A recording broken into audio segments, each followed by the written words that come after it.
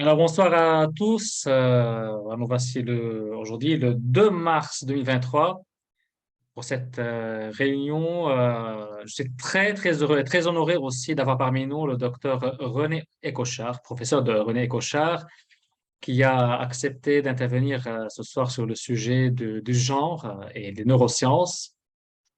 Juste une petite présentation du professeur rapide, parce que là, je laisse le CV après à lire ailleurs. Professeur Cochard, donc, c'est un médecin, professeur de médecine, de santé publique, biostatique et épidémiologie, si je ne me trompe pas.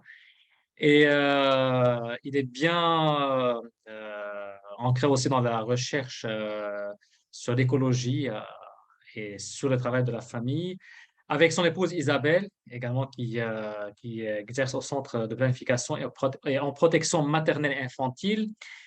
À tous les deux aussi, ils enseignent à l'Institut Jean-Paul II, la théologie du corps à Lyon. Et donc, je pense qu'il a publié plusieurs livres, plusieurs articles en même temps. Et bon, je vous laisse après découvrir avec lui ce soir un petit peu son arrière, son histoire, voilà, dans la formation. Docteur ou professeur, je ne sais pas qu'est-ce qu'il faut dire, mais un grand merci. Merci beaucoup. Merci Maroun. Et voilà, je vous laisse la parole. Juste comme d'habitude, vous pouvez tous éteindre vos micros pour ne pas faire des interférences. S'il y a des questions, vous pouvez les envoyer par message ou sinon levez la main et au moment opportun, je vous donnerai la parole. Si vous pouvez attendre jusqu'à la fin de la conférence, ça serait parfait. Donc voilà. Je laisse le docteur avec sa présentation. Un grand merci. Voilà. Est-ce que vous voyez la première diapo? Oui, tout est bon. Super. Donc, ça fonctionne. C'est bien. Mais écoutez, moi, je vous remercie beaucoup de la confiance que vous me faites en passant la soirée avec moi, si j'ose dire. Je suis tout heureux de partager ce moment avec vous. Je pense que, étant donné le sujet, le sexe et le genre, qui est un sujet finalement récent, je pense qu'on peut se considérer plutôt comme un groupe de réflexion ou de recherche que simplement des personnes qui écoutent un orateur. Donc, je vais faire une présentation, bien sûr, mais j'espère ne pas être trop long de manière à ce qu'ensuite on puisse un peu échanger. Bien, je dis j'espère ne pas être trop long, mais vous savez ce que c'est, les personnes, quand ils ont le micro, ils ont du mal à s'arrêter. Donc, je vais faire un effort. Alors, est-ce que vous voyez que nous avons changé de diapo pour vérifier si tout va bien? Oui, tout va bien. Oui, super. Bon, donc l'aventure a commencé en 1949, dans le fond, lorsque Simone de Beauvoir, dans son Deuxième sexe, le livre, écrit « On ne naît pas femme, on le devient ». Sous-entendu, une petite fille qui naît n'est ni homme ni femme, mais dans sa vie, elle va le devenir. Donc, elle posait ainsi la question de est-ce que quand on naît, on a simplement le corps d'un homme ou d'une femme, mais le cerveau, ce sera ce qu'on en fera ensuite, ou bien est-ce que le petit enfant qui naît a déjà un cerveau qui va avec son corps, donc un cerveau de garçon si c'est un garçon, un cerveau de fille si c'est une fille. Donc, c'est la question qu'elle posait en 49. Et beaucoup d'années plus tard, en 2023, les choses ont, dans le fond, se sont cristallisées. Et on a donc beaucoup d'enfants dans les écoles qui maintenant expriment une difficulté forte. C'est ce qu'on appelle la dysphorie de genre. Et je vous lis la définition correcte pour qu'on ait une définition en commun pour la soirée. La dysphorie de genre qualifie celui ou celle qui estime que l'anatomie qui est la sienne, son sexe, ne correspond pas à ce qu'il pense être, ce qu'il définit comme son genre. J'ai entendu comme si il était tombé dans le mauvais corps. Se sentant fille, il est tombé dans un corps de garçon, ou se sentant garçon, il est tombé dans un corps de fille. Donc évidemment, c'est un drame pour cet enfant et aussi beaucoup pour son entourage, pour sa famille, car on est on est désarçonné, on sent bien la souffrance, mais on ne sait pas que faire parce que c'est assez récent, cette situation. Et dans le fond, plus globalement, ce qui se pose à nous aujourd'hui, et là je pense que c'est une chance qu'on se pose cette question, c'est dans le fond, que sont le masculin et le féminin dans le fond? Parce que ça nous a paru toujours évident, notamment dans le fond, les hommes par la force physique faisaient les tâches où il fallait avoir des muscles, soulever, je ne sais pas moi, aider le veau à sortir de la vache s'il n'y arrivait pas, et pendant ce temps-là, eh ben, la femme était au fourneau. Donc, dans le fond, le masculin-féminin se définissait un peu comme ça, et puis quand même, le fait que chacun de nous est né d'une femme. Mais donc, dans le fond, quelles sont, dans le fond, les richesses spécifiques au masculin et au féminin? Ce sera donc la troisième question qu'on se posera. Donc, dans le fond, on se posera trois questions. Naître, y a-t-il une part innée, c'est-à-dire qu'on a déjà la naissance dans la personnalité? La deuxième question, ce sera, eh bien, qu'est-ce qui se passe lorsqu'on se dit, ai-je le corps qui convient à ma personnalité? Et puis, donc, comme on l'a annoncé, ensuite, eh bien, on dialoguera sur ce que sont le masculin et le féminin. Mais dans tout ça, moi, je me limiterai volontairement à ce que nous disent les sciences, les neurosciences en particulier, laissant à Maroun ou à d'autres la réflexion philosophique, voire théologique. Et pour ce travail scientifique, je vais faire appel à des scientifiques nombreux, mais donc je présente le visage de 4 d'entre eux qui vont participer à notre réflexion, donc, et on les verra à mesure. Excusez-moi. Donc notre plan sera simple. 1, naître. 2, corps-esprit. 3, que sont le masculin et le féminin. Tout d'abord, naître. Eh bien, depuis 20 René, ans, une question, on ne voit pas la diapo. Désolé, hein, on s'est arrêté avec les 4 scientifiques. oh mon Dieu, qu'est-ce qui s'est passé alors? Alors je vais repartager l'écran. Il n'y a pas de souci.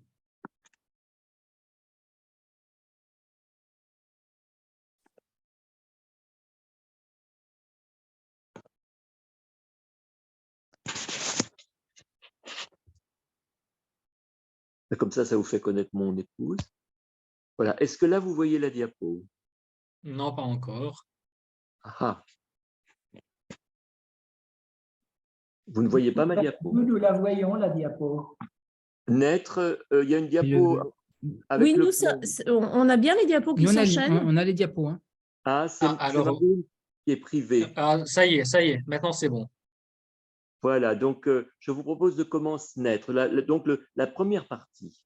Et donc, en fait, les neurosciences, depuis 20 ans, travaillent sur le sujet, de telle manière que les neurosciences n'ont absolument aucune hésitation. On n'a pas chez les scientifiques l'hésitation que l'on a chez les sociologues ou chez certains philosophes. Les neurosciences ont vraiment montré que l'enfant naît déjà avec un cerveau qui correspond à son sexe. C'est-à-dire qu'un petit garçon, lorsqu'il naît, eh bien, il a non seulement les organes génitaux qui sont de garçon ou de fille, mais il a aussi le cerveau, si j'ose dire, qui va avec. Et ça a été vraiment montré ces 20 dernières années, alors que les questions du genre telles qu'on les entend à la télévision relèvent plutôt des travaux des sociologues des années 70, 80. Et de manière étrange, pour l'instant, le travail des neurosciences qui fourmille, c'est extraordinaire, n'est pas encore arrivé dans les médias. C'est très étonnant. Donc, je vais essayer de vous donner des éléments concrets, même carrément vous montrer une étude, les travaux de Simon Baron-Cohen, de manière à ce que vous ayez les éléments vous-même pour juger. Simon Baron-Cohen, donc, a posé 3 grandes questions. Déjà, à la naissance et les mois qui suivent, les enfants de sexe masculin et féminin se comportent-ils de la même manière quand on les regarde? Donc, ils ont mis des enquêteurs dans les maternités et ils suivent les enfants à 2 jours, 2 semaines, 2 mois, 2 ans, puis 5 ans, 9 ans, 15 ans. Et donc, ils suivent les enfants, mais là, je vais dire donc à la naissance. Et ils ont donc quantifié. Eh bien, qu'est-ce qui se passe? Eh bien, ils constatent que les nouveau-nés filles tendent plus à suivre le regard de ceux qui les entourent et sont plus sensibles aux messages de détresse. C'est-à-dire que dans une maternité, par exemple, si un petit enfant se met à pleurer, immédiatement, tout le monde se met à pleurer, enfin pas tout le monde, mais 5, 10 enfants se mettent à pleurer. Eh bien, en moyenne, ce sont les petites filles qui se mettent plus à pleurer que les petits garçons. Ça, c'est un fait. Et puis, deuxième fait aussi très précoce, c'est que les petites filles ont plus tendance à suivre le regard des personnes qui passent que les objets qui passent, alors que les petits garçons sont attirés de la même manière par les visages ou les objets. Et dès 2 ans, les petites filles ont plus d'aptitude à la communication verbale et non verbale, c'est-à-dire elles connaissent plus de mots en moyenne, et puis elles savent lire dans les yeux de leur maman en particulier, mais dans les yeux des gens qui les entourent, la joie ou la tristesse. Donc, en somme, les petites filles ont des dons qui leur sont donnés dès avant la naissance, qui sont les futurs dons de l'empathie.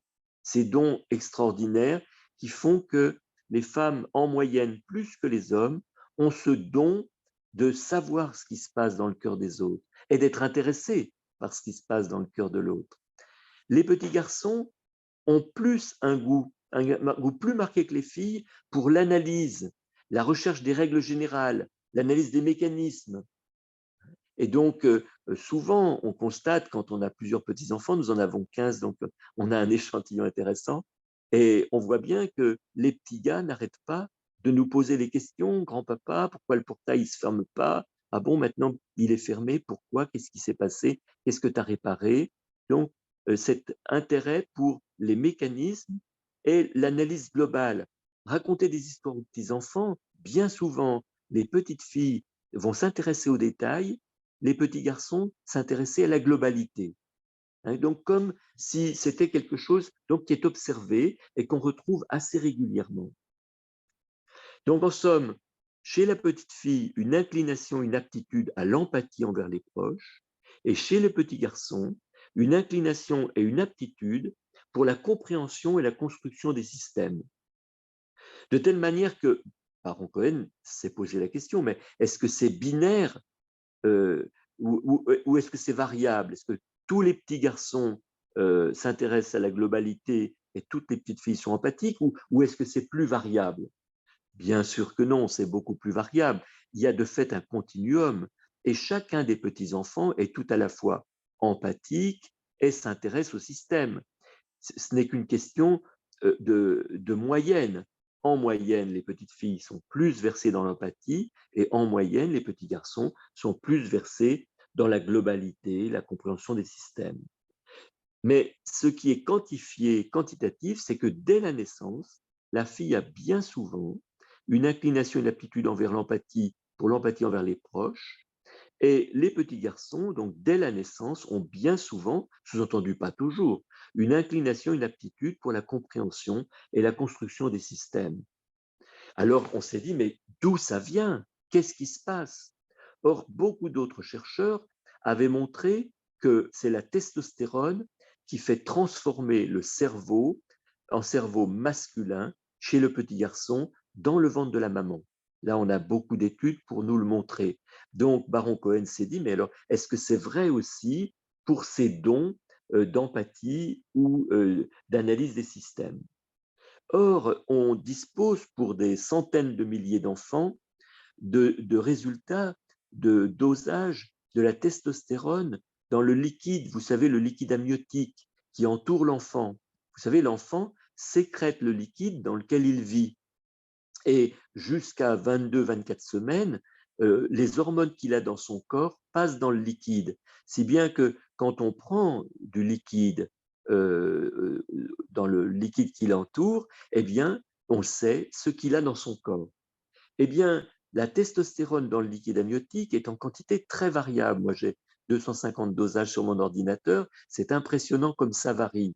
Mais en général, c'est beaucoup plus haut, 2 à 10 fois plus haut chez les garçons que chez les filles. Donc, la testostérone est en effet variable. Et donc, est-ce que ça va nous permettre de comprendre comment le cerveau tend ainsi vers l'empathie ou au contraire vers l'analyse des systèmes? Je vous montre une étude. Alors, bien sûr, ça peut faire peur parce que c'est un graphique, on se dit mince, c'est des mathématiques, mais vous allez voir, c'est assez simple. En bas, il y a la quantité de testostérone dans le liquide, entre 0 et 2. Vous voyez comme ça change beaucoup dans l'unité en question, entre 0 et 2. Et puis, en hauteur, en ordonnée, on a tout en haut, marron, l'esprit à analyser les systèmes, la globalité dans les histoires, et en bas, au contraire, s'intéresser aux détails et à l'empathie, ce qui est vert. Eh bien, vous voyez que les triangles, qui sont les petits garçons, sont bien sûr à droite, car ils ont beaucoup de testostérone, et les petites filles à gauche, parce qu'elles ont très peu de testostérone. On voit quand même des enfants au milieu qui ont 5, que ce soit des petits garçons ou des petites filles. Là, il y a un savant mélange, mais dans les niveaux très hauts, c'est toujours des garçons. Dans les niveaux très bas, c'est presque toujours des filles. Et maintenant, quand on regarde le graphique de haut en bas, eh bien, en haut, il y a beaucoup plus de triangles, c'est-à-dire de petits garçons, et en bas, beaucoup plus de ronds, de petites filles. C'est-à-dire, en effet, comme on l'avait dit, en haut, c'est-à-dire l'intérêt pour les systèmes, la globalité des histoires, eh bien, c'est plutôt des garçons, et en bas, l'empathie, c'est plutôt des filles. Et vraiment cerise sur le gâteau, c'est la ligne rouge qui montre la corrélation très forte, c'est-à-dire que ce soit chez les garçons ou les filles, plus il y a de testostérone, plus on a l'esprit de système, l'analyse de la globalité, et moins on a de testostérone, plus on est empathique. Ceci a mis une sorte d'enthousiasme dans le monde entier, de telle manière qu'un grand nombre d'études sont sorties et on a étudié le lien entre un grand nombre de traits de personnalité qui sont un peu typiques. Par exemple, le fait d'aimer jouer avec des poupées ou d'aimer jouer avec des camions, eh bien, cela est lié, corrélé à la testostérone qu'on avait dans le ventre de notre maman.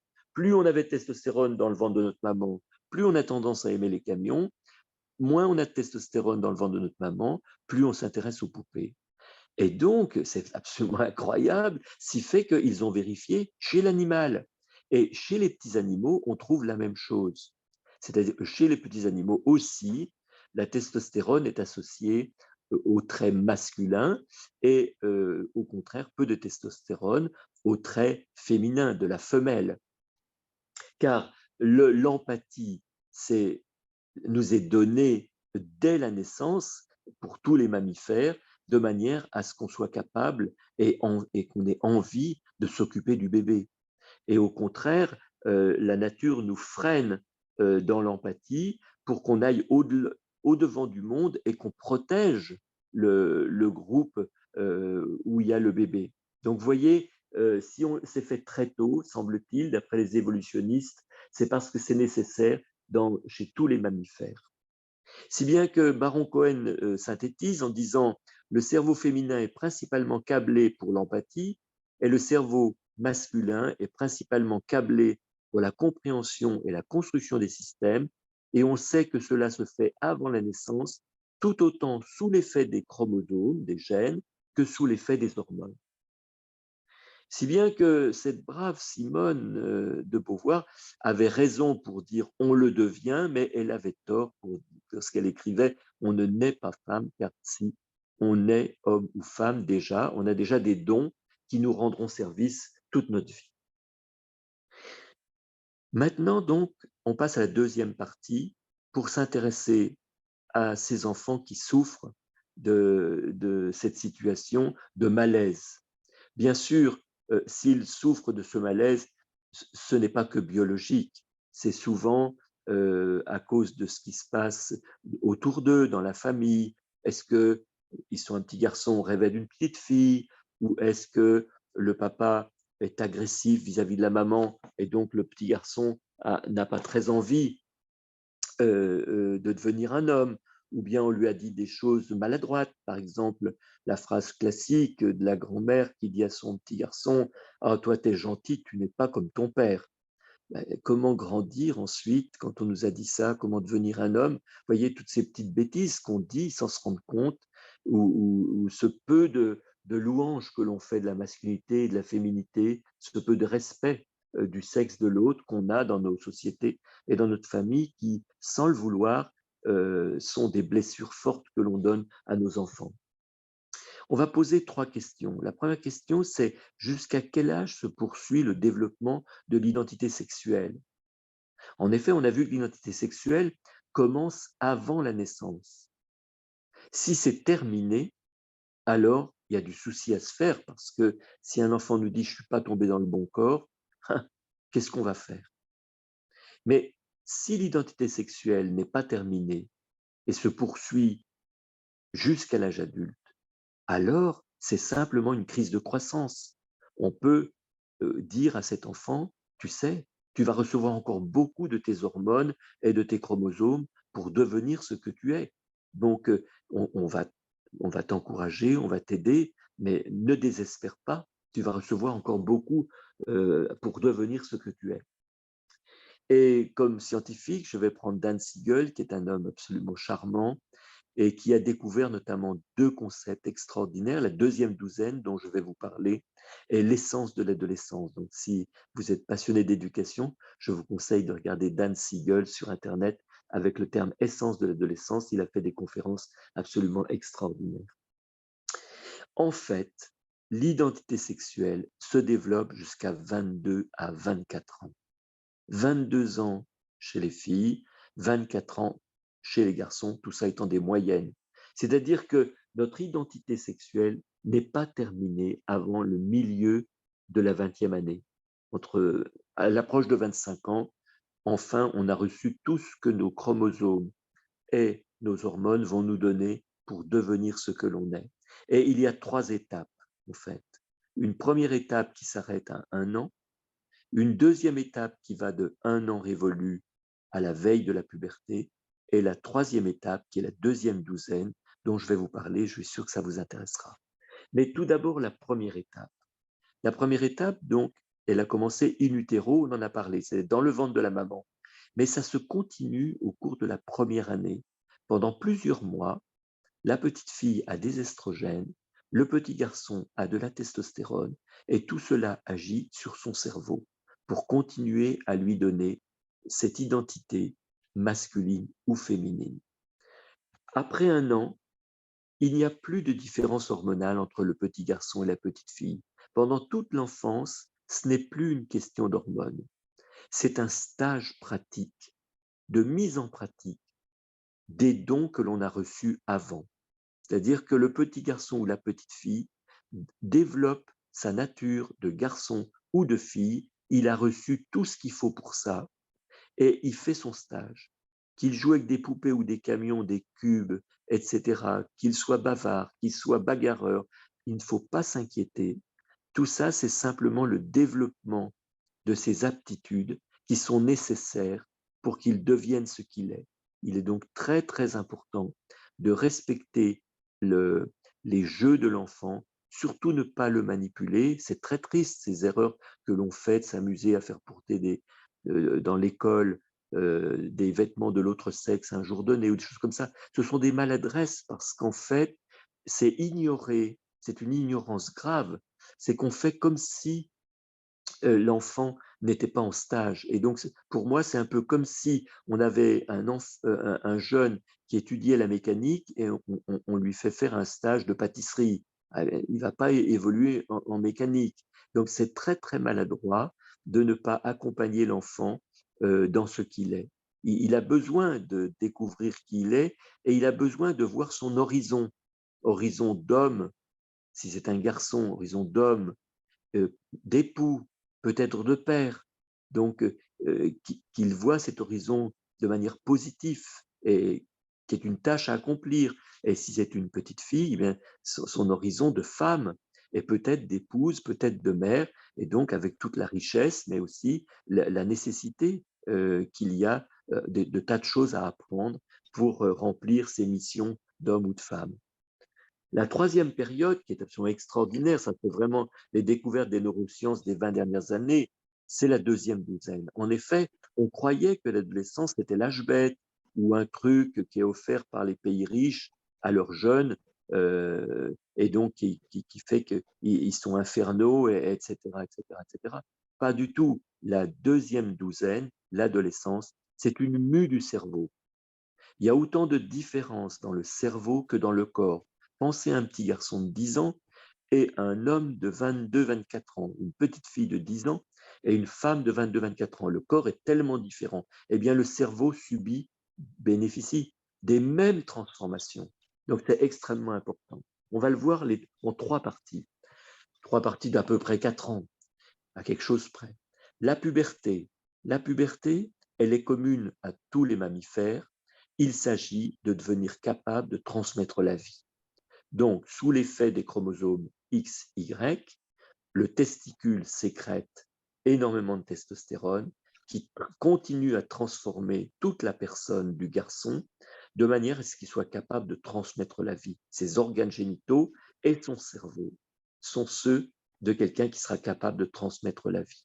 De la même manière, XX, toutes les cellules du corps de la femme, va faire fabriquer des estrogènes et de la progestérone à la jeune fille qui vont transformer son corps, sa poitrine, ses hanches, son utérus, etc. Et de la même manière, son cerveau, pour qu'elle soit capable d'être femme, épouse et peut-être mère. Et donc, cette puberté est essentielle, en effet.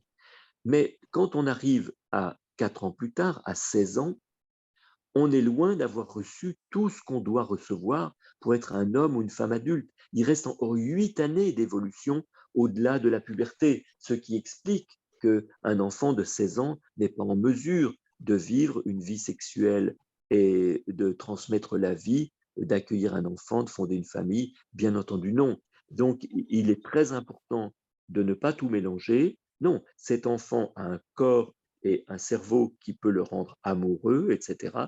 Tout ça, oui, mais il a encore beaucoup à recevoir, et notamment déjà la deuxième période, qui est les 4 années de suite de l'adolescence. C'est ce qu'on appelle la socialisation, c'est-à-dire que l'enfant est poussé dans son cerveau à quitter sa famille. Il est nécessaire qu'il quitte papa-maman. Et donc, le voilà qui exige d'être habillé différemment, qui s'inquiète s'il est seul dans la cour, qui préfère partir en vacances avec les copains qu'avec la famille. On se dit, mince, il ne nous aime plus. Pas du tout. Son cerveau le pousse à aller de l'avant car son avenir n'est pas avec papa-maman. Il est dans la société. Et donc, cela est très important et c'est neuronal. Et ça s'observe aussi chez les autres mammifères, de telle manière que quand on a des petites souris, quand il y a des adolescentes dans des cages, eh bien, c'est la pagaille. Elles mettent la pagaille parce qu'elles vivent, elles aussi, ce changement qui les pousse à quitter papa-maman. Donc, c'est très important et bien entendu, on se doute, un jeune de 16 ans qui n'a pas encore vécu tout ça ne peut pas bâtir famille, ne peut pas vraiment bâtir un couple tel qu'on l'entend. C'est un bébé couple car il n'a pas encore quitté papa-maman. Et la troisième période qui est spécifique à l'être humain, c'est l'émergence de l'âge adulte. C'est une phase extraordinaire de connaissances récentes, en particulier grâce au développement du lobe préfrontal. On voit carrément se développer les neurones dans le lobe préfrontal que j'ai mis ici en jaune, orange. C'est les zones qui vont donner beaucoup de force à l'aptitude au discernement. L'aptitude au discernement, c'est cette capacité à tenir compte tout à la fois des éléments rationnels et des éléments émotionnels pour prendre une décision. Donc évidemment, c'est très important d'être capable de peser tout à la fois ce qui est rationnel et ce qui est émotionnel quand on veut prendre une décision. Et donc, tout cela est nécessaire avant de vivre une vie de couple. Et donc, bien entendu, on apprend à discerner toute notre vie, mais disons que c'est un moment particulier d'enrichissement des aptitudes. Or, vous le voyez, la puberté, c'est-à-dire la masculinisation ou la féminisation, est au début de ces 12 années. Et toutes les 12 années vont être colorées de notre sexe féminin ou masculin. Ainsi, par exemple, le discernement. Les scientifiques montrent que, hommes et femmes, nous ne prenons pas les décisions de la même manière. L'empathie, par exemple, de la femme est émotionnelle tout d'abord. C'est-à-dire, la femme a tout d'abord le cœur touché par la souffrance de l'autre et ensuite cherche comment corriger la situation. Tandis que l'homme a plutôt une empathie tout d'abord cognitive, c'est-à-dire la première chose, mais de quoi a-t-il besoin? Et la deuxième chose, je suis touché par le besoin dans lequel il est. Vous voyez, on rentre dans l'empathie d'une manière différente. L'empathie de l'homme est plutôt pour le lointain. L'empathie de la femme est plutôt pour le proche. Donc, vous voyez, grâce à ce cerveau qui se forme euh, dans un milieu hormonal spécifique et avec des chromosomes spécifiques, on a vraiment une masculinisation, une féminisation de notre cerveau au cours de ces années-là. D'où l'importance, vous voyez, de ces 12 années qui sont vraiment, pour moi, un signe d'espérance. Donc, quand un enfant, un jeune de moins de 24, 25 ans exprime sa souffrance, il faut vraiment l'encourager. Il n'a pas tout reçu encore. Si bien que Dan Siegel dit, donc, c'est lui qui a vraiment montré ces 12 années, et donc l'identité se développe jusque vers 24 ans chez le garçon, 22 ans chez la fille, et évidemment, les difficultés peuvent être senties, surtout avant l'âge adulte, de la même manière qu'on peut avoir besoin d'orthophonie, ou on peut avoir besoin de kinésithérapie parce qu'on a des troubles de croissance, on a besoin d'être accompagné pour devenir ce que l'on est, garçon ou fille, dans une société où parfois on n'a pas une image positive des personnes de son propre sexe. On a besoin d'être accompagné avec délicatesse pour devenir ce que l'on est. La deuxième question concernant cette souffrance, mais qu'est-ce qui biologiquement aide à l'harmonie entre notre corps et notre esprit? Qu'est-ce qui est génétique? Mais qu'est-ce qui est notre liberté? Quelle est la part de notre liberté? Et pour cela, on va demander à Ruth Feldman, qui est une femme absolument extraordinaire, une scientifique israélienne qui enseigne aussi aux USA, et qui a découvert ce qu'elle appelle la synchronie biocomportementale. C'est comment ma biologie m'aide à devenir qui je suis, ce qui est évidemment très important pour le sexe. On verra donc deux aspects. Tout d'abord, un rappel sur la place des gènes, des hormones, de l'éducation et de la liberté pour construire notre personnalité. Et ensuite, on verra comment les hormones aident à l'unité corps-esprit. Eh bien, les chromosomes sont présents dans toutes les cellules.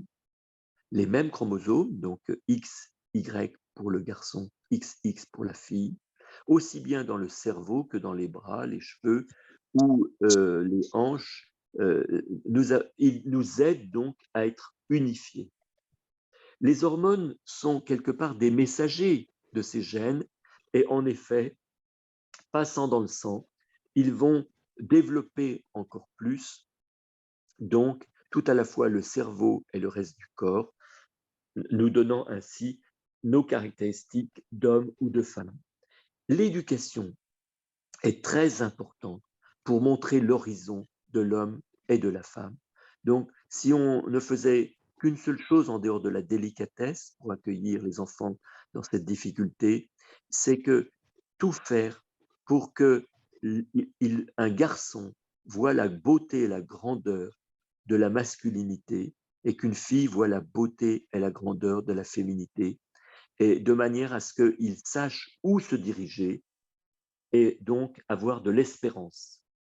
Et la liberté, eh bien, va être très importante parce que avec tout ça, toute cette innée qu'ils ont, toute cette éducation positive qu'on leur donne, les voilà maintenant qui vont pouvoir sculpter leur personnalité d'homme ou de femme par leurs actes. En effet, de la même manière que quand on fait de la musculation, nos muscles gonflent, quand on fait on pose des actes, les zones du cerveau qui servent pour ces actes se musclent.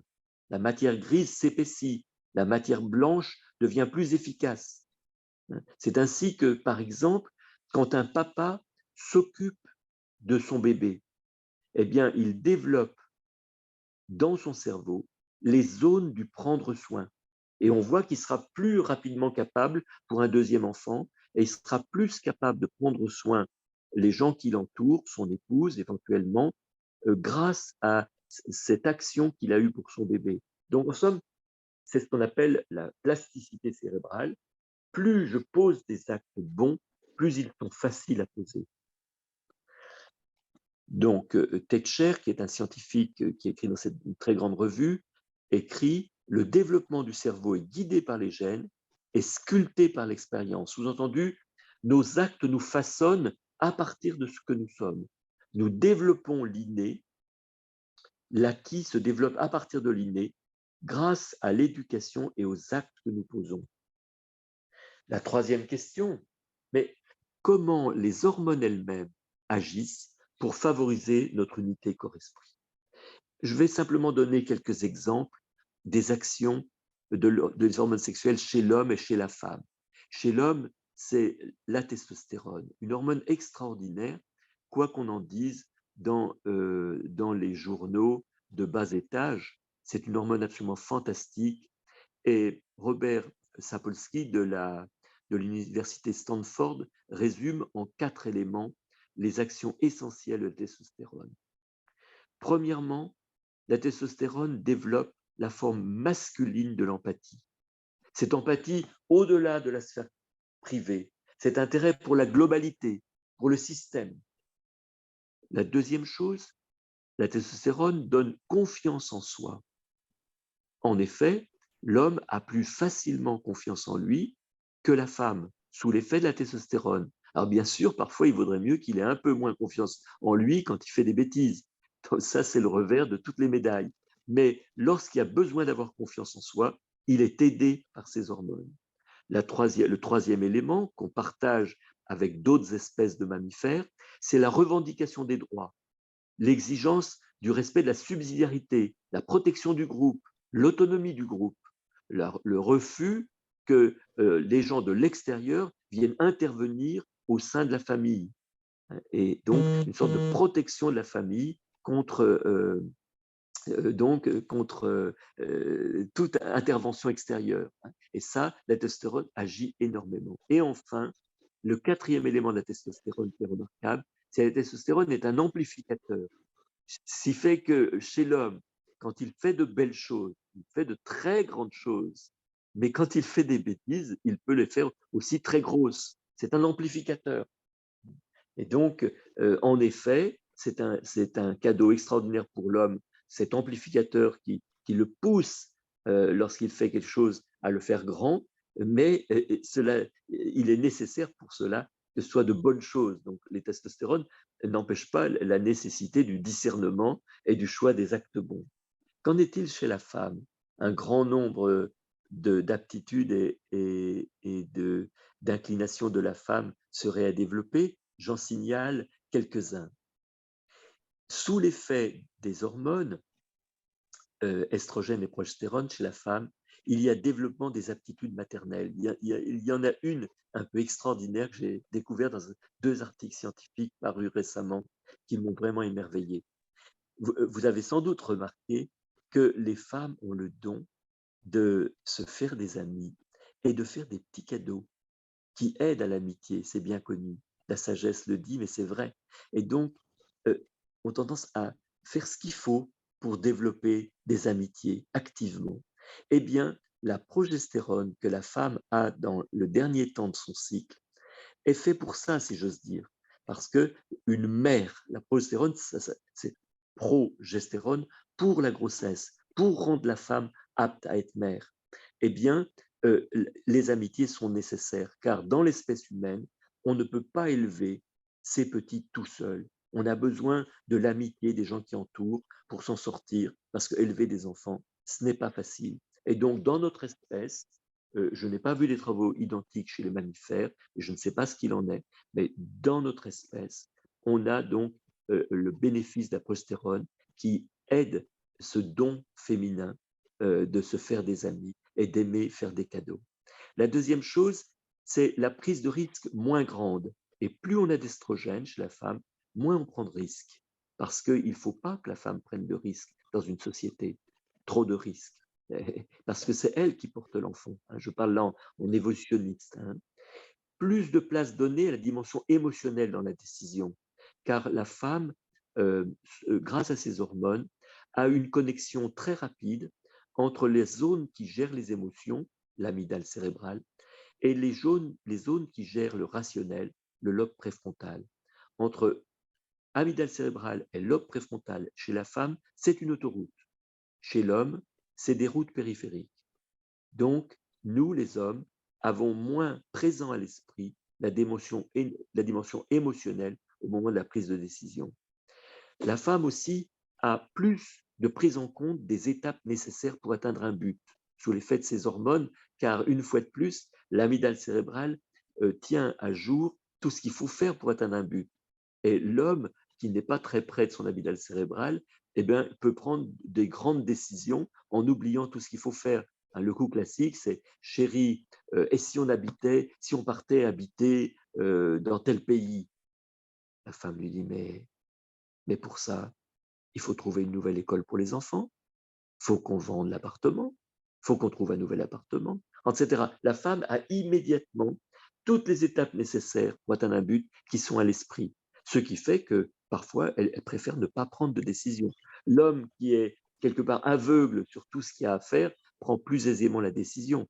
Et il faut bien dire la vérité, on a besoin les uns des autres, car il faut tout à la fois prendre de grandes décisions et tenir compte des étapes. Mais personne ne peut être tout à la fois parfaitement doué dans les deux aspects. Et puis, donc, en moyenne, moins d'inclination à se lancer dans l'aventure sous l'effet des hormones que la femme. Je conclus sur cette partie des hormones sur la synchronie biocomportementale, quelque chose de merveilleux, et je le décris à propos d'un geste, le fait de donner la tétée. On voit ce petit bébé qui tète sa maman. Lorsqu'il tète le sein de sa maman, dans le corps de sa maman, deux hormones sont sécrétées, l'ocytocine et la prolactine. L'ocytocine va faire éjecter le lait, la prolactine va faire préparer le lait pour la prochaine tétée. Mais ces deux hormones font beaucoup plus. L'ocytocine favorise l'attachement à l'enfant et la prolactine donne à l'enfant l'envie, à la maman, envie de prendre soin de l'enfant. Voyez? Donc, le geste de donner le sein aide la maman tout à la fois à s'attacher à son petit et à avoir envie d'en prendre soin, alors que c'est loin d'être facile. Et donc, c'est bien un exemple, voyez, de synchronie biocomportementale. Nos actes et nos hormones s'entraident. Et il est donc très important de vivre en accord avec nos hormones. C'est ce que dit Ruth Feldman, l'harmonie intérieure et l'harmonie avec notre entourage se développe par l'interaction entre l'agir et le support biologique. Corps et esprit vivent une synchronie en soi et dans la relation aux autres. Quand le papa voit sa femme allaiter, la beauté du bébé, la beauté du sein de sa femme, ces formes lui font sécréter en lui de l'ocytocine qui l'attache à la mère et à l'enfant, qui l'aide à s'attacher à la mère et à l'enfant, et il sécrète en lui de la prolactine qui l'aide à avoir envie de prendre soin de cette maman et de son bébé. Vous voyez, c'est extrêmement riche comme apport de ces neurosciences des 20 dernières années, nous montrant combien nos actes nous façonnent, mais notre biologie nous aide à poser ces actes. On est donc prêt, je pense, maintenant à aborder ce que sont le masculin et le féminin plus globalement, d'où ça vient tout ça. Et pour ça, je vais demander à Charles Darwin de nous accompagner. Vous savez, j'ai un petit faible pour Charles Darwin. J'aime beaucoup les efforts extraordinaires qu'il a fait, ce désir de comprendre la beauté des animaux, Et il a mis beaucoup de temps, plus de 20 ans, avant de sortir son livre sur le masculin et le féminin dans la nature. Il ne comprenait pas et il était notamment très tracassé. Mais d'où vient la beauté? D'où vient la beauté des plumes des oiseaux, la beauté, comment comprendre que des poissons au fond des mers ont des couleurs aussi chatoyantes? Et donc, en quoi donc le masculin et le féminin diffèrent dans le corps et dans l'esprit. Et bah, le premier constat, c'est que la plupart des espèces sont sexuées. Et même quand on n'est pas dans la même branche dans l'évolution, eh bien, la sexuation se fait dans les diverses branches. Par exemple, chez les oiseaux ou chez les mammifères, nous ne sommes pas dans la même branche, même si nous avons des ancêtres communs, mais très lointains, mais nous ne sommes pas dans la même branche. Eh bien, les deux branches se sont sexuées. C'est la sexuation est essentielle à l'évolution des espèces pour devenir ce que nous sommes. Et en fait, pourquoi Charles Darwin a montré que c'est une répartition des tâches. Et les biologistes n'ont cessé de le découvrir progressivement. C'est très caricatural quand on regarde dans un petit récipient de biologistes des spermatozoïdes et des ovules. Les spermatozoïdes, vous savez, ils sont tout petits et ils n'arrêtent pas de bouger. Les ovules sont au contraire gros et immobiles. Et on voit les spermatozoïdes qui bougent n'importe comment, et subitement, vous avez un spermatozoïde qui change de direction et qui se jette en direction d'un ovule particulier. En effet, il a repéré un ovule de sa propre espèce. Et dans certaines espèces, l'ovule se déforme même un petit peu pour dire oui, coucou, c'est bien moi, je suis bien de ton espèce. Et en fait, le spermatozoïde, son rôle, c'est d'apporter les gènes, les chromosomes, une partie, sa partie. Et si l'ovule est gros, c'est parce qu'en plus des gènes de la partie féminine, pour le petit, elle apporte la nourriture pour la première semaine. Donc, l'évolution des espèces a été permise, a été rendue possible, plus opérante, par le fait même de cette répartition des tâches. Le deuxième élément de la sexuation a fait jaillir la beauté.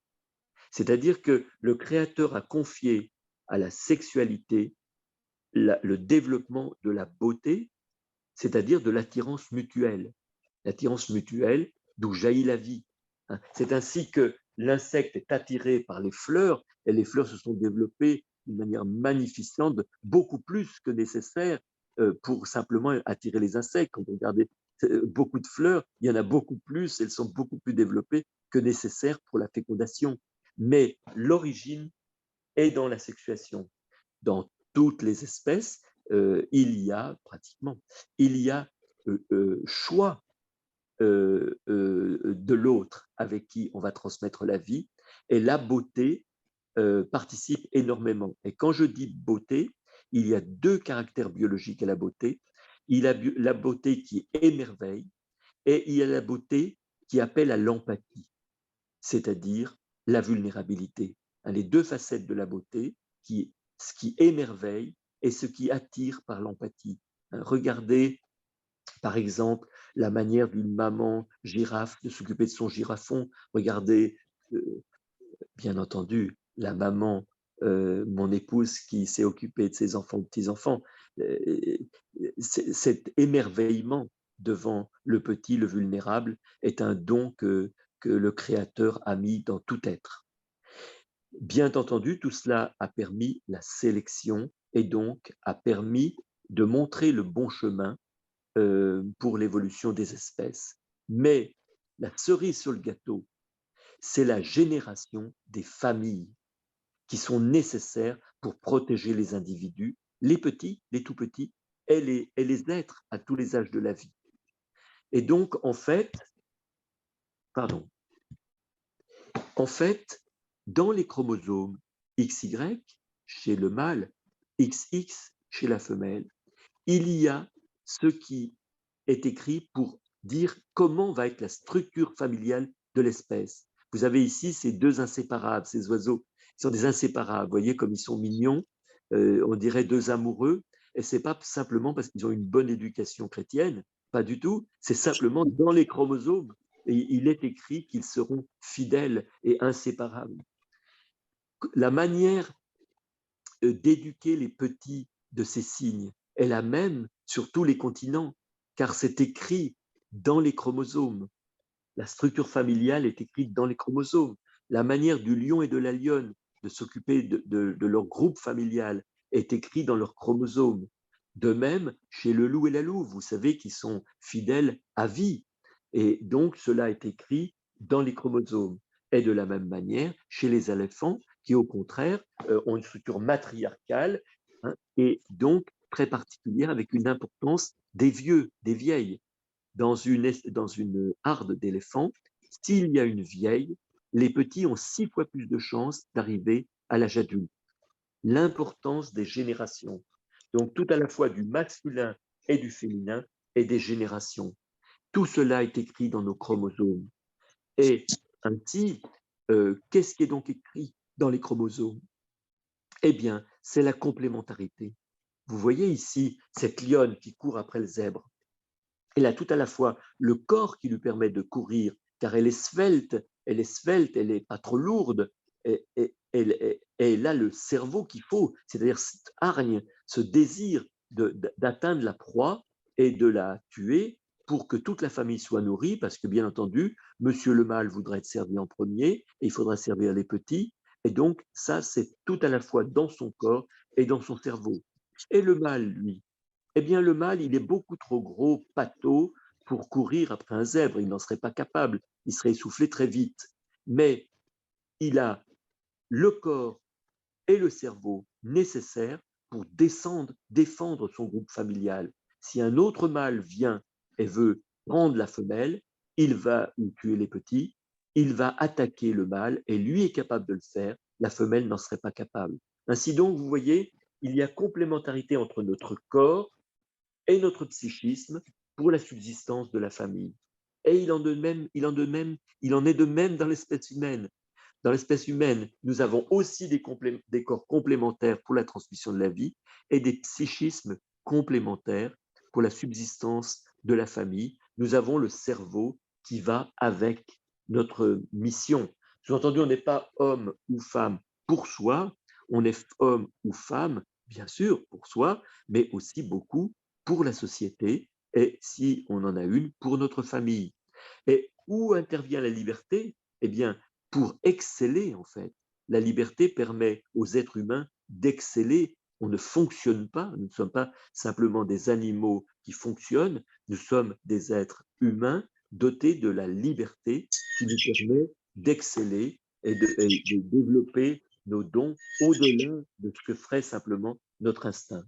Ce qui fait que Charles Darwin en conclut, le masculin et le féminin ont une place centrale dans l'évolution des espèces. Le masculin et le féminin, mais aussi les générations, les enfants, les parents, les grands-parents, les oncles, les tantes, etc., permettent la complémentarité qui est nécessaire à la vie, en particulier des familles humaines.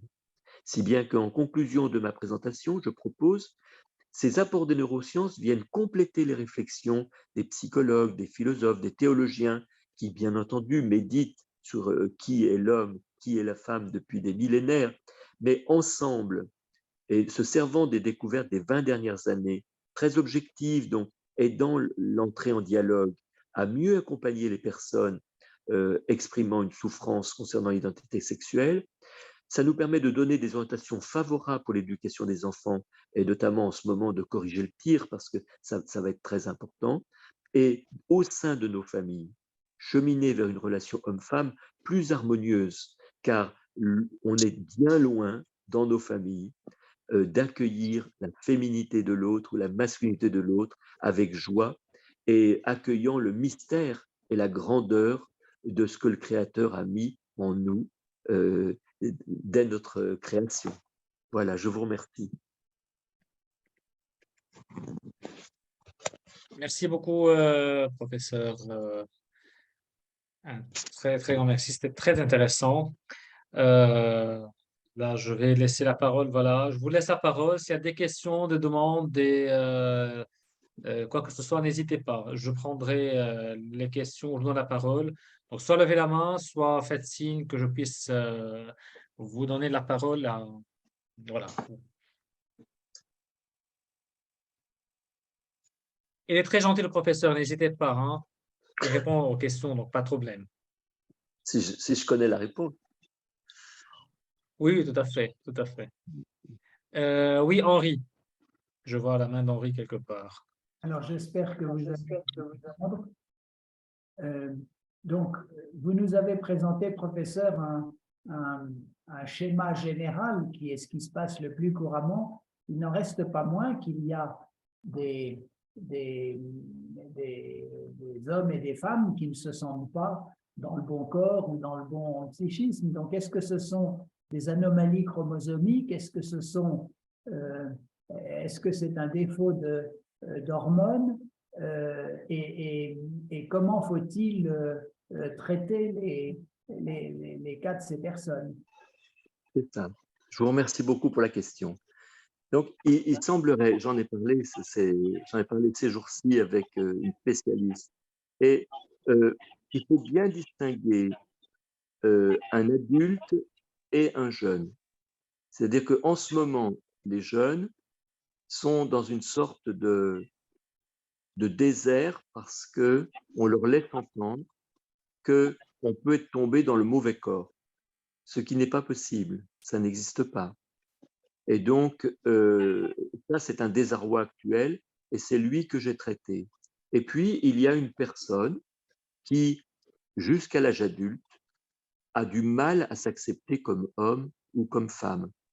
C'est fréquent, on en connaît tous. Hein. Je pense, par exemple, moi, j'en ai parlé, par exemple, avec une grand-mère qui me disait, mais tu sais, moi, j'ai souffert.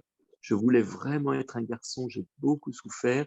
Et heureusement que je ne vivais pas maintenant parce qu'on m'aurait fait des choses affreuses.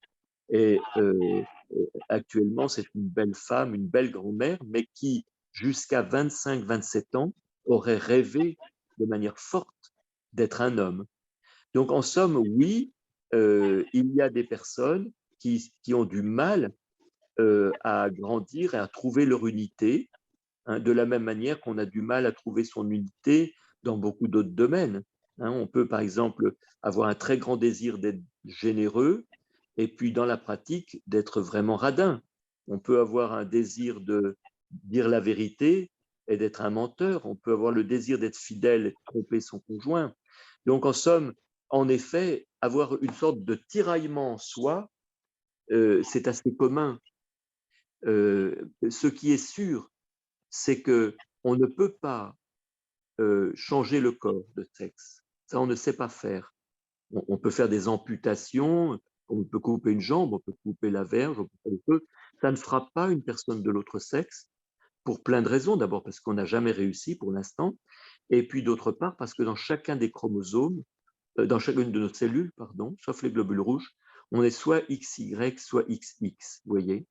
Et donc, les enfants qui vont être de plus en plus nombreux, hein, on s'attend, si on fait comme les États-Unis, à 15% dans les écoles qui vont à peu près demander de changer de sexe.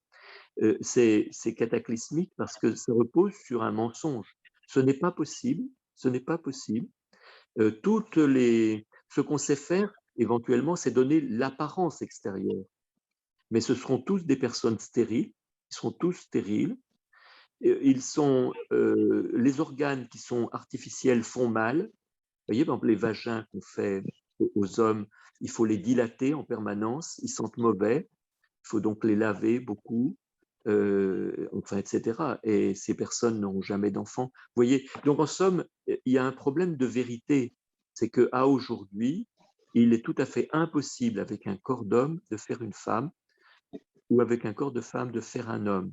Par contre, il est possible, en étant accompagné avec amabilité, de devenir un homme qui a plein de qualités qu'on rencontre plus souvent chez les femmes, mais ce n'en est pas moins un homme. Ça donne une belle originalité. Et de même des femmes. Moi, je pense à une femme qui vraiment a un psychisme qu'on rencontre plus souvent chez l'homme. Ben, c'est fantastique. Elle peut énormément apporter, parce que c'est une femme, mais avec des dons qui sont rares chez la femme.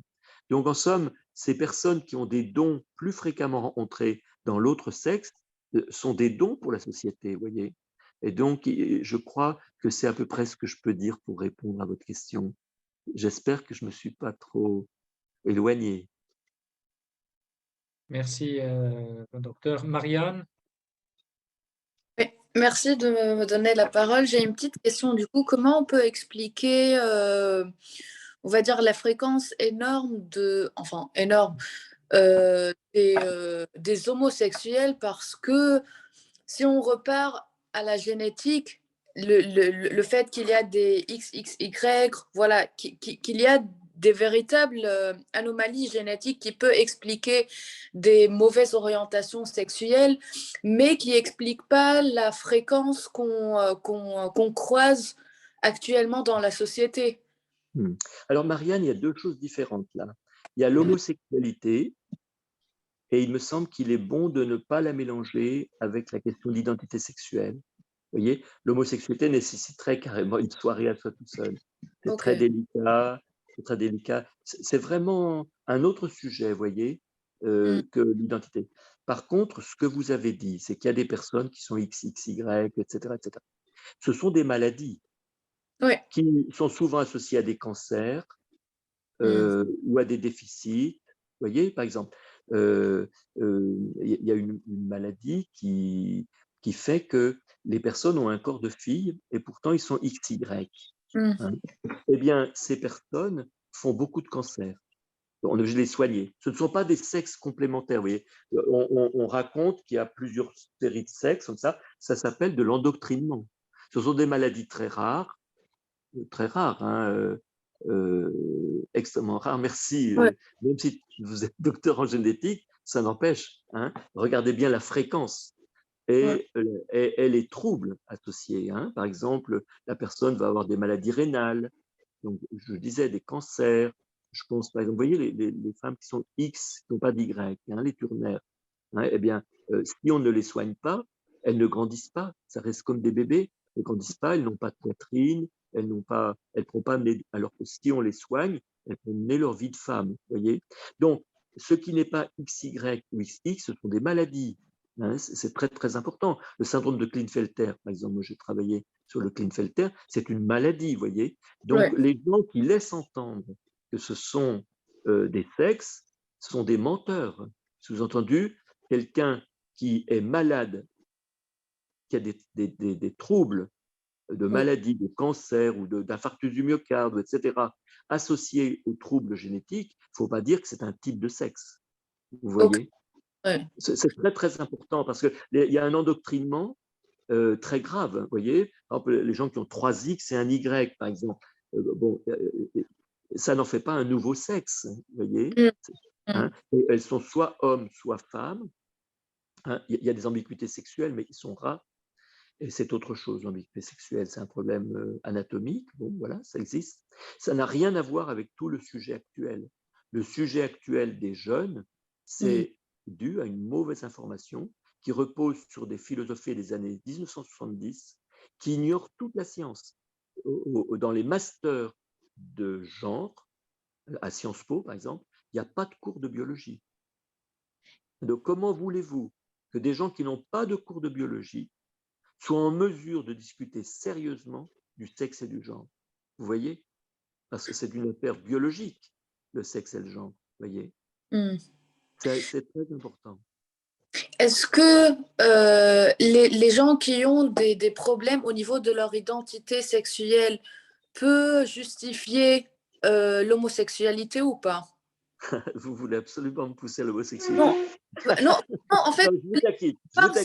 Non, y a-t-il des liens? Y a-t-il des liens? Non, l'homosexualité, ça m'ennuie parce que je sais d'expérience que ça mérite une soirée à soi toute seule. C'est pas pour proposer de faire une soirée, mais j'ai peur de dire des choses qui soient trop imparfaites. Et donc, j'ai beaucoup travaillé le sujet. Et au début, je donnais des conférences mixtes des deux sujets. Et on m'a conseillé de séparer les deux parce que, comme ça, on comprend mieux ce qu'est l'identité sexuelle. Les jeunes qui souffrent d'identité sexuelle c'est autre chose que le problème de l'homosexualité. D'accord. Ok. Si je me permets de dire autrement la phrase, professeur, c'est simple. L'homosexualité n'est pas une question de genre, c'est une question de tendance. L'homosexuel, que ce soit homme ou femme, se reconnaissent homme ou femme, mais avec une tendance différente. Voilà. Oui. Alors que Alors, le genre, c'est une question de plus vraiment de profondeur, de même d'identité corporelle, entre guillemets, hein. C'est oui, ce qu'il essaie oui, de faire. oui. Alors, Maroun, je suis vraiment d'accord avec une petite proposition complémentaire que j'ai écrite à la fin du bouquin, c'est que je propose qu'on ne dise plus que quelqu'un est homosexuel. Quelqu'un a un attrait pour les personnes, un Tu me- attrait Même de sexe. son sexe, de son Exactement. sexe. C'est un attrait. Après, il vit comme il vit. On ne sait pas encore. C'est un attrait. Ce n'est pas une identité. Surtout, Mm. c'est très Exactement. différent. L'identité de genre, c'est une identité.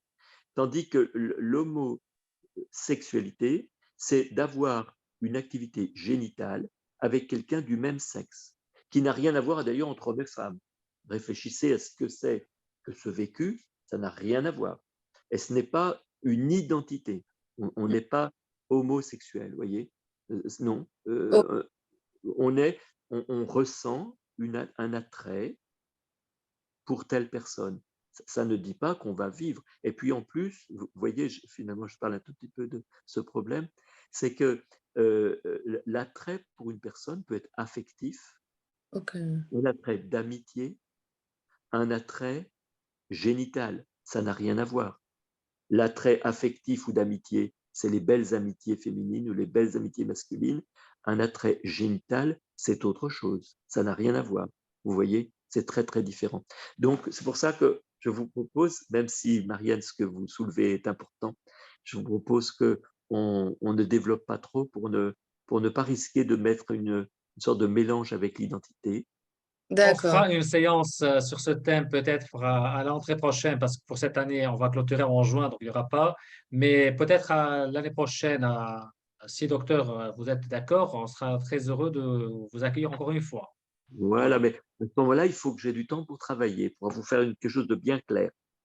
Oui, ça sera pour 2023, fin 2023, début 2024. Voilà, il y a le temps, après quelques Oui. mois. Mais on voit que Marianne connaît beaucoup de choses. Merci beaucoup. Merci. Alors, il y a une question qui se pose par écrit par Martine qui dit, à qui profite Euh, cette mode du genre?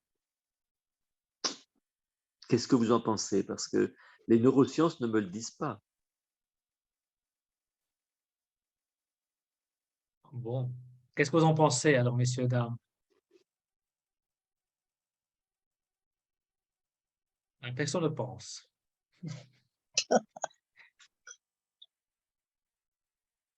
Et toi? Monique, tu dis quelque chose? Je dis, et toi, qu'est-ce que tu en penses? Ah bon, je donnerai ma réponse après, hein. C'est vous qui devez parler maintenant. Non.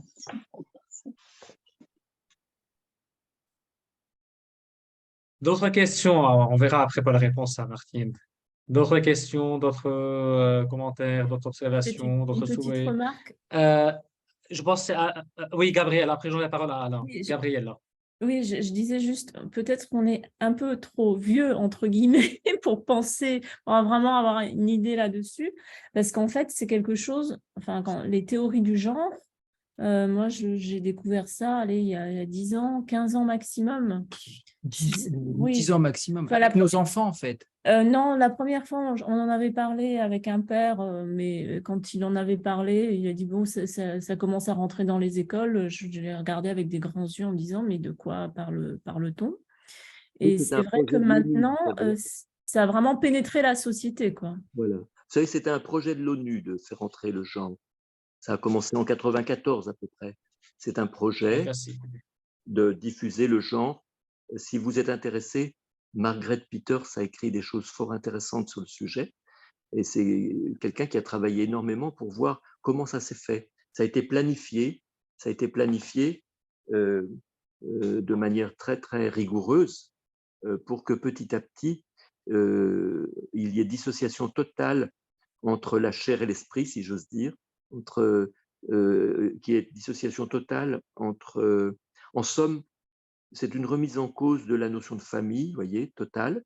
Et parmi les actes, c'est par exemple de supprimer le mot famille de tous les textes officiels. C'est presque une obligation. Et des choses comme ça, vous voyez. Et donc, c'est un plan d'action. Ils se sont réunis régulièrement. Ils ont fait évoluer les textes progressivement. Ce qui fait que, voilà, et avec le projet, c'est qu'à partir de 2030, jamais plus un adulte ne dise à un jeune ce qui est la vérité. Ce soit toujours les jeunes qui disent ce qui est vrai. Une sorte de remise en cause, vous voyez, planifiée pour 2030. Vous avez parlé de 94, c'est la conférence internationale sur la population et le développement, je pense. Voilà, oui, ils ont commencé au Caire. Ouais. Oui, enfin, ça, ok, tout à fait.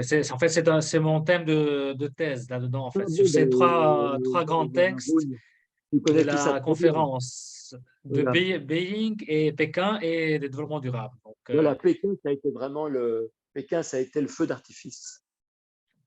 ouais. L'objectif de l'ONU pose la question, Martin. Martin, l'objectif de l'ONU, il vient de le dire, hein, la famille n'a plus de place, hein, et tout est géré au niveau, voilà, avec des idéologies qui touchent directement au fondement de la famille et de l'anthropologie humaine. Et voilà, et qu'il n'y ait pas d'anthropologie, que le corps est une matière comme une autre, qu'il n'y ait pas qu'il n'y ait plus de considération d'une loi naturelle, en fait. Alors, Ah ouais, la conférence, Margaret Peters, hein, le meilleur. Pour aller vite, il faut lire Margaret Peters parce que en un petit livre, on a tout. Vous devez trouver ça sur Internet. Margaret Peters, l'analyse de tous les documents. Même Haroun, vous connaissez mieux que moi. oui, Et, oui, oui. La conférence s'appelle la Conférence internationale sur la population et le développement, qui s'est faite au Caire, en Égypte, en 1994. voilà. Mais c'est Pékin, je pense, le plus clair. Non? Qu'en pensez-vous, Pékin, Maroun? ça a mis tout dans l'air. Voilà. Pékin, c'est la grande soupe. Tutti frutti. Ouais, ouais. Qui a intérêt à ce que les lois naturelles disparaissent? C'est toujours, Martin, c'est toujours la même question, en fait, d'une autre façon. C'est le lobby international de ces organisations. On ne comprend pas pourquoi. Hein? Pardon, docteur? On ne comprend pas tellement pourquoi. Oui, on ne sait pas le pourquoi, ça c'est sûr, on ne sait pas le pourquoi, mais je pense parce qu'il y a une autre théorie maintenant j'ai suivi une défense de thèse là-dessus, c'est tout autour, actuellement, autour du thème du transhumanisme. Ah oui, bien sûr. Parce que tout le changement qu'on voit actuellement, que ce soit au niveau social, sociétal, éducatif, entre guillemets même scientifique, tout tourne autour de cette notion de transhumanisme, voilà, un petit peu de l'homme poussé et de changement de cette nature, soi-disant de perfection de la nature. Et évidemment, pour le faire, il faut tout démolir, hein. Oui, oui. Oui, allez, docteur Alain. Docteur Alain est un docteur de réanimation à la retraite récemment. Merci, bonsoir. Alors oui, ma question concerne la modulation éventuelle du cerveau par une exposition hormonale in utero qui ne soit pas physiologique, notamment la pollution. Vous savez qu'on retrouve beaucoup de composés hormonaux maintenant dans l'environnement, au point qu'il y a des répercussions au niveau de la reproduction des poissons, par exemple. Est-ce que cette exposition a été étudiée justement par les neurosciences ou pas? Ouais, vous touchez quelque chose d'important. Donc, moi, j'ai essayé de savoir. Hein, bon, vous connaissez sans doute, il y a des travaux en France, même à l'INPS, il y a un service spécifique qui travaille sur les perturbateurs endocriniens, tout ça, mais pas spécifiquement, il me semble, sur l'embryon. C'est-à-dire qu'en fait, ce qu'on sait, par exemple, qui est très intéressant aussi quand même sur l'embryon, il y a des perturbateurs autres, c'est notamment lorsque la femme subit un stress. Ça, c'est très bien quantifié, très bien étudié. Quand la femme subit un stress, alors même qu'elle a un petit enfant en elle, eh bien, si c'est un petit garçon, cela augmente beaucoup la mortalité néonatale. Ça augmente la mortalité néonatale, ça augmente les accouchements prématurés, ça augmente un grand nombre de troubles et ça dure jusqu'à l'âge adulte. Parce que c'est une marque épigénétique qui dure jusqu'à l'âge adulte. Et donc après, ils ont vérifié chez l'animal et on voit chez l'animal, et chez l'animal, on arrive maintenant petit à petit à le corriger. On commence à savoir corriger l'épigénétique. Donc ce que je veux dire, c'est que ce que vous exprimez semble important à prendre en compte, c'est qu'en effet, un petit enfant qui est dans le ventre de sa maman, il est protégé, mais enfin, sa maman n'est pas protégée de l'extérieur. Et nous avons, je pense, la famille à protéger les mamans de manière à ce qu'elles vivent dans un climat plus serein et bienfaisant, parce qu'en effet, on sait maintenant, on sait maintenant que l'enfant peut souffrir de ce dont souffre sa maman. Et ça, maintenant, c'est bien prouvé, et que ces souffrances, eh bien, il les gardera toute sa vie.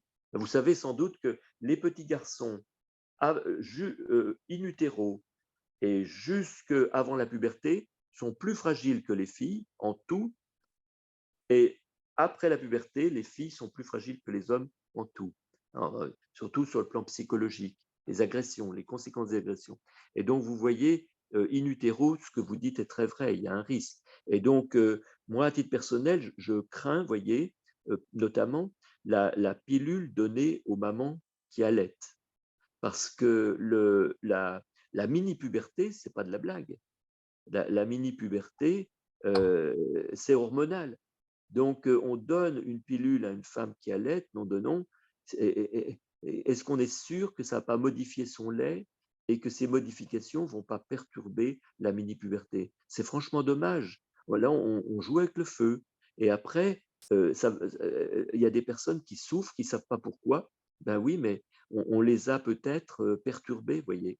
Je ne sais pas si je vous rejoins, hein, Dominique. Complètement. D'ailleurs, sur la mutilation des chromosomes, là, enfin des gènes, hein, j'avais lu quelques articles qui montraient qu'il y avait même possiblement une transmission sur plusieurs générations. Oui, Cette étude sur les rescapés des camps de concentration avec voilà. leurs descendants qui ont plus de cancer pendant 2-3 Oui. générations. Voilà, oui. Toutes ces Oui. perturbations Mais oui. se transmettent sur plusieurs générations, ce qui est assez préoccupant. C'est effrayant. Hein. On en rajoute, oui.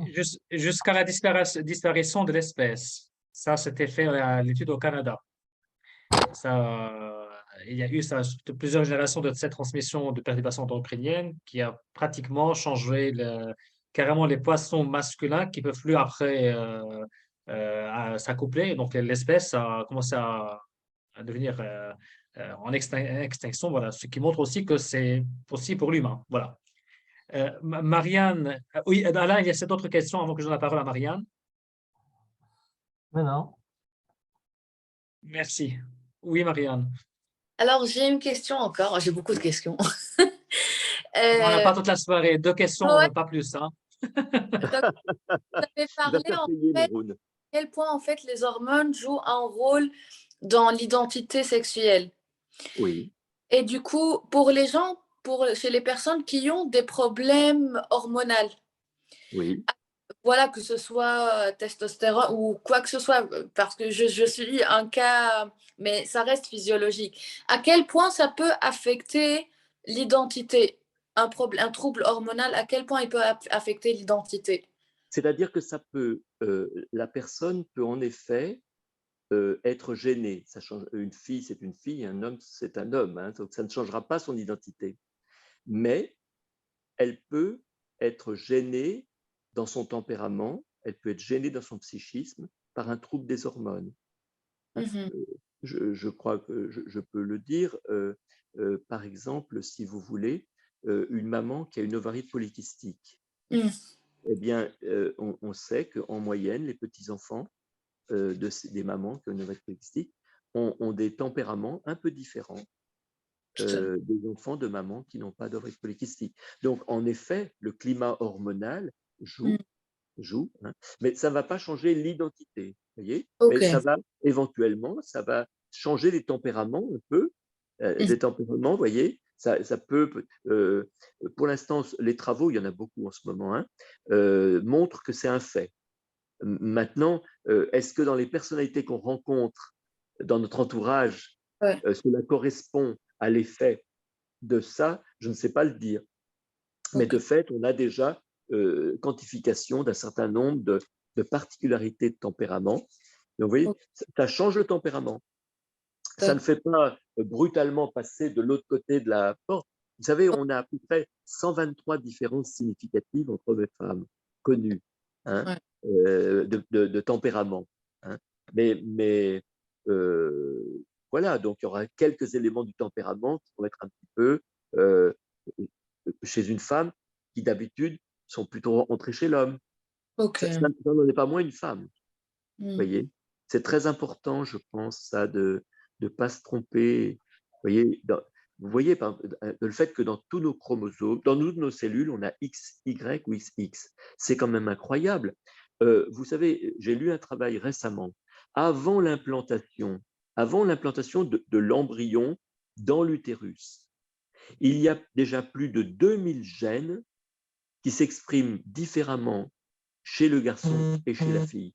Parce que les gonosomes, XY ou XX, en fait, mettent au travail les autres chromosomes. Les chromosomes, les gonosomes mettent au travail, font travailler, c'est de l'épigénétique, les autres chromosomes. Et si vous êtes intéressé, Marianne, comme vous êtes une spécialiste, je peux vous passer des articles. Bien sûr, volontiers. Il y a une question qui a été posée par Dr Brendo, qui est ophtalmologue, sur le rôle des perturbateurs endocriniens dans les troubles de l'identité de genre. Est-ce que ça a été étudié? Moi, je ne pense pas, mais... J'ai pas de certitude sur le sujet. Je n'ai pas dit de certitude. Et puis, vous voyez, toujours bien distinguer l'adulte, quand même, et le jeune. Parce que le trouble qu'on a chez les jeunes, ce n'est pas vraiment de la dysphorie de genre, c'est des enfants qui appellent, qui sont malheureux, qui ont des problèmes et qui s'engouffrent dans ça, parce qu'ils disent, est-ce que c'était ça mon problème? Et comme les psychologues disent maintenant, ah oui, c'est ça ton problème, alors du coup, ben, ils y vont, c'est parti. Or, c'est dramatique parce que vous savez peut-être que quand on demande de changer de prénom, dans 80% des cas, après, il y aura soit des hormones, soit de la chirurgie, c'est-à-dire de la mutilation. C'est terrible. Une question d'ordre historique. Avant les années 60-70, ce problème, je ne pense pas que ça existait. Je pense rarement, il y en avait quand même, parce que des Oui, personnes mais qui pas à ce souffraient. point-là, d'une façon hystérique. Voilà, c'était quelques personnalités comme ça, qui souffraient, des personnalités qui rêvaient d'avoir un corps comme l'autre. Moi, je parle de temps en temps avec des personnes transgenres lors de mes conférences, et bien souvent, c'est le désir d'avoir l'aspect, d'être pris pour extérieurement. Mais ça ne peut pas aller plus loin, ils ne peuvent pas rentrer en conjugalité. C'est pas possible, en fait. C'est avoir l'aspect. Et donc, autrefois, il y avait déjà des gens, vous savez, ces gens efféminés ou des garçons un peu efféminés, etc. Voilà. Mais il y a la plasticité cérébrale. C'est-à-dire que si je me conduis, si je me conduis, eh bien, petit à petit, je deviens une sorte de personne particulière. Si je me conduis, alors je suis un homme, je me conduis comme ce que j'imagine être une femme, je vais devenir un être particulier, en effet, mais qui n'est pas une femme. Voyez, et ça, on l'a connu de tout temps. Hein. Et il y a de rares cas hormonaux. Il y a de rares cas hormonaux. Il y a de rares cas, mais c'est rare. On est dans le 1 pour 10 000 ou 1 pour 100 000. Ouais. Est-ce qu'il y a d'autres questions? Sinon, on peut clôturer. Non. Bon, mais écoutez, professeur, un grand merci vraiment d'avoir accepté d'être parmi nous ce soir et surtout pour cet exposé très intéressant. Merci à vous tous aussi d'être présents également ce soir. Juste deux petits rappels. Le mois prochain, le mois d'avril, il n'y aura pas de conférence pour une simple raison de temps, étant donné que c'est le mois de Pâques, donc un petit peu, les choses sont un peu mouvementées, donc je m'excuse. En revanche, le mois de mai, c'est le 4 mai, on aura parmi nous le docteur Grégoire Inzolin, un neurologue, qui va nous parler de l'intelligence artificielle et de la télémédecine. Et le mois de juin, ça sera le deuxième jeudi, ça sera le 8 juin, pas le premier, ça sera le 8 juin, sur le thème du droit pénal et la bioéthique avec une doctorante en droit pénal à Aix et moi-même. On fera ça conjointement. Et on clôturera l'année voilà, l'année académique pour ces conférences pour reprendre après en mois d'octobre. Un Donc, je immense vous remercie vous merci. tous. Professeur, je donne la parole avant de quitter. Je vous remercie beaucoup pour votre confiance et cette attention qui fait que les questions étaient intéressantes. On n'a sans doute pas répondu à toutes. Vraiment un grand merci. Merci Maroun. Mais avec plaisir. Merci à tous. Passez une belle soirée et donc on se retrouve dans 2 mois. Cette soirée donc sera sur le site à partir de minuit. Donc voilà pour ceux qui souhaitent après revoir. Donc oui, je travaille pour vous. Donc donc ça sera prêt pour que voilà vous pouvez voir un petit peu après. Un grand merci et à très bientôt. Bonne soirée à tous. Au revoir. Merci. Au revoir.